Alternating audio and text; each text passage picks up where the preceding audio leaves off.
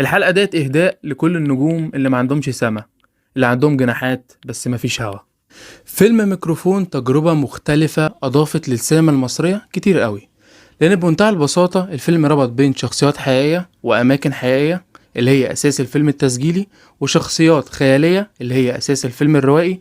شخصيات حقيقية زي مثلا فرقة مسار إجباري أو المغني علي الهلباوي أو نانسي منير، وشخصيات خيالية زي مجدي وسلمى وخالد وهدير اللي هما منة شلبي ويسرا اللوزي وخالد أبو النجا وأحمد مجدي. وكمان من ضمن الشخصيات الحقيقية آية طارق اللي هي البنت حفيدة الفنان اللي بيرسم أفيشات للأفلام القديمة، ديت شخصيتها الحقيقية وكمان شخصيتها في الفيلم. هتلاقوا حتى الأكاونت بتاعها على الانستجرام اسمه آية طارق برضه، ودي قصتها الحقيقية وهي فعلا حفيدة الفنان ده.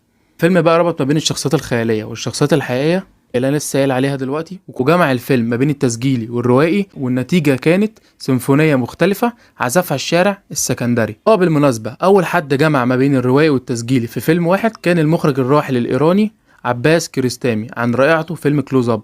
الفيلم دوت حلو جدا واتمنى ان انتوا تشوفوه، برشحه لكم بشدة يعني.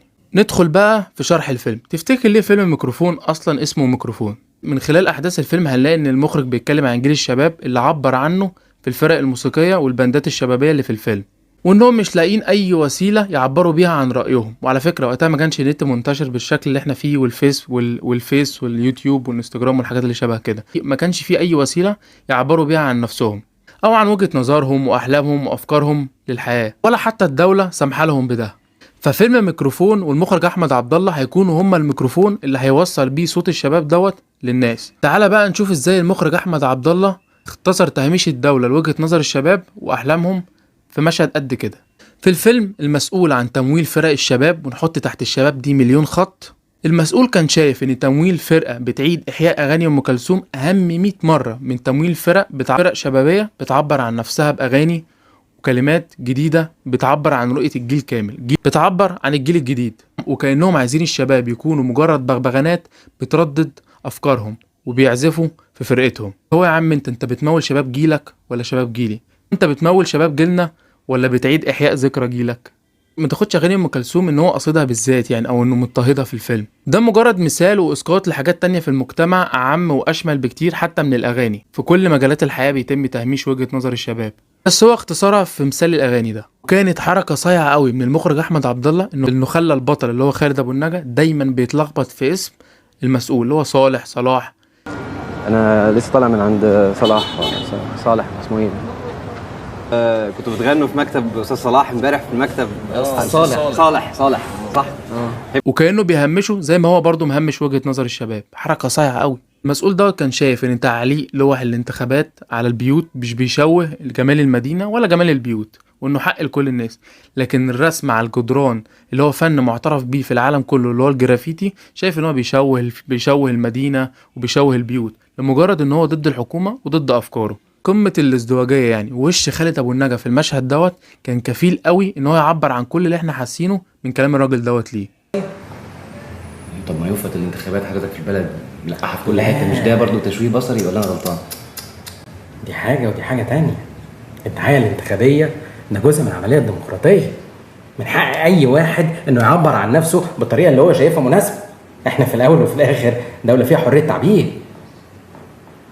بص انا قلت اكلم كل الفرق. نروح بقى للعلاقات في الفيلم، وهي روائية مش تسجيلية، يعني بين الشخصيات الخيالية اللي في الفيلم مش الشخصيات الحقيقية. في صديقة ليا كانت دايما بتقولي ان هدير وخالد هما مستقبل مجدي وسلمى، وان مصيرهم يقعدوا نفس القعدة اللي قعدها هدير وخالد، لكنها مسألة وقت. هدير وخالد والحوار اللي بينهم كله فلاش باك ومتقطع على مدار الفيلم، وبنعرف انه فلاش باك من خلال النوتة اللي بتظهر في اول الفيلم مع خالد ابو النجا وهو بيفتكر. المخرج احمد عبد الله من اكتر المخرجين اللي عرفت توظف ضيف الشرف صح. منة شلبي ظهرت كام دقيقة بس في الفيلم، قالت فيهم جمل أصدق وأهم من أفلام كتير تانية كاملة. 8 دقايق فيهم منة شلبي عبرت فيها في الحوار من خلال شخصية هدير عن حاجات مختلفة في المجتمع. شابوه لأحمد عبد الله، فن استغلال ضيف الشرف. في مشهد عمري ما فهمته في الفيلم، مشهد لخالد وهو رايح يشتري غلاية مية بدون أي مبرر درامي، لكن وأنا بعمل الحلقة دي فهمت المشهد ده. خالد كان دايما لما بيسرح في ذكرياته مع هدير اللي هي منة شلبي، صوت صفارة البراد كان دايما بيصحيه وبيفوقه إن هي مش معاه، فقرر يشتري الغلاية عشان ينغمس أكتر في ذكرياته مع هدير. فيلم ميكروفون واحد من أفضل الأفلام اللي تعتبر غنائية في السينما المصرية. فيلم ميكروفون كان مليان أغاني مختلفة زي صوت في الزحمة ومرسال لحبيبتي وقرا الخبر وغيرها من الأغاني، لكن أقرب واحدة فيهم ليا لقلبي هي أغنية أبعد مكان. عارفين الأغنية ديت بتوديني لأبعد مكان. اكتبولي في الكومنتات إيه هي أقرب أغنية ليكم من الفيلم. نيجي بقى للسيناريو والحوار. الحوار في الفيلم مش تقليدي. اي حد دارس سينما او اي مشاهد محب للتفاصيل عارف ان المخرج كان سايب مساحة كبيرة للشخصيات الحقيقية تتكلم بحرية بدون حوار بالمعنى الحرفي، يعني سايبها لتلقائيتها عشان روح الفيلم التسجيلي تفضل موجودة وما تضيعش جوه خطوط الفيلم الروائي. وبمنتهى السلاسة في السرد والمزج بين التسجيلي والروائي، وجمع الشخصيات في اخر الفيلم تمت بمنتهى الاحترافية والواقعية. الشخصيات كلها قصاد البحر في نهاية رمزية جدا. ممكن انت كمشاهد تفهمها باكتر من طريقة. انا اخترت افهمها ان الحل في السفر، البحر، العبور للجانب الاخر من العالم، وان احنا خلاص يعني وجهة نظرنا مش مسموعة كده، يبقى الحل في السفر. وفي وجهة النظر التانية تتشاف ان كل الشخصيات مش لاقية الحرية، والحرية اترمز ليها للبحر، خصوصا انه خلى السمكة تنزل في البحر. وممكن حد تاني يفهمها ان كل الشخصيات في الفيلم الخيالية والروائية بتدور على الحرية، ورمز لدوت بان هم راحوا للبحر عشان بيدوروا على الحرية. لان انت اي حد حتى المساجين لما بتطلع من السجن اول حاجة بيبقوا عايزين يشوفوها البحر، فالبحر دايما رمز للحرية. ناس كتير قوي بتستغرب وكانوا فاكرين فيلم الميكروفون دوت بعد الثورة. الحقيقة لا، فيلم الميكروفون ابتدى تحضيره 2008 او 2009 وتصور ونزل في 2010 و2011 قبل الثورة يعني. وكانوا فاكرين ان هو اتعمل بعد الثوره لان كل اسباب ثوره 25 يناير موجوده جوه الفيلم. اسكندريه مش كورنيش ولا بحر لونه ازرق ولا طيور في سما صافيه ولا حرف نون بيتضاف في الكلام زي ما طول عمر السينما ما بتجيب اسكندريه او بتجيبنا احنا حتى كاسكندرانيه. اسكندريه ناس ومجتمع كامل له خصوصيته وجماله الخاص، مجتمع ناس وفنانين بطبعها، وده اللي قدرت كاميرا المخرج احمد عبد الله انها تبينه وتخليه اكتر فيلم شبه اسكندريه فعلا. التصوير تم من خلال كاميرات الفوتوغرافيا، الكاميرات العادية مش كاميرات السينما يعني، عشان يدي سهولة أكتر وحرية أكتر بين الناس، ويدي صورة واقعية فيها عشوائية مقصودة عشان روح الفيلم التسجيلي تفضل موجودة. الكاميرا بتتنقل في اسكندرية وشوارعها وناسها، وأغلب المشاهد في أكتر منطقة بحبها في اسكندرية اللي هي من آخر شارع شامبليون لحد آخر شارع فؤاد وانت رايح كده على محطة الرمل. أقرب فيلم جاب اسكندرية فعلا، مش مجرد كورنيش وطيور نورس طايرة كده في الهوا. هو جاب فعلا طيور بس كانت في شكل شباب عايزة تطير بأحلامها لفوق.